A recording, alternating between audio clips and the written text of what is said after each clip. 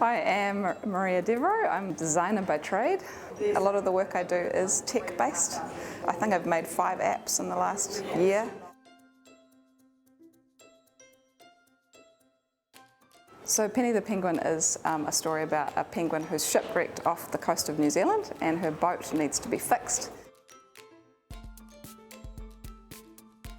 And she has to go around the island talking to different characters, and each character has something she either needs or wants, and she has to trade a star for the thing that she needs to fix her boat. So the child is rewarded by seeing their boat fixed and then able to sail away again. So it's quite cute.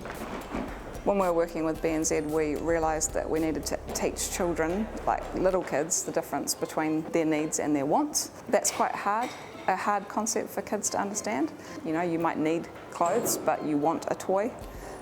So the game in this instance taught them a really important life skill, giving them the chance to learn by play.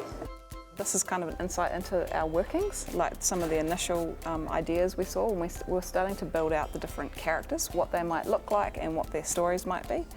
Well, this is a sort of a dream project in the sense of creating a world and a character. It had to feel like it was hand-painted and it felt tactile. It didn't want to feel too digital in the way it was going to come across.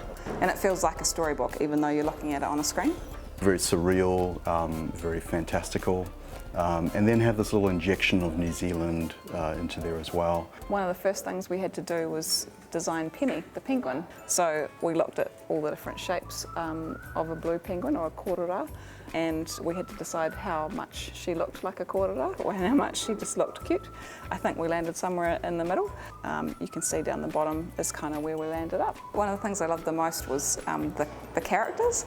So I really liked Kara, the Kuni Kuni pig. She dreams of flying, sort of soaring through the skies, and it was just this little play of pigs wanting to fly. And so in the game she's building kites to sort of somehow, somewhere kind of take off and soar through the air. And she had lived in a really magical little house on the edge of the cliff, and I think that was for me one of the most fun parts of the project, because every character lived in this magical world and you got to create 5 different really magical worlds that were sometimes quite quirky.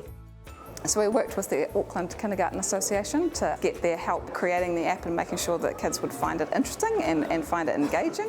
And you could tell that they really enjoyed the story and they really enjoyed the characters. And seeing my own son play with it, and he still plays with it, was really cool. He was quite useful, actually. He's pretty blunt, so he would tell me if it was right or wrong. And so it was just really lovely to see the kids really get into it and really love it. That's always motivating, you know, getting that really good feedback.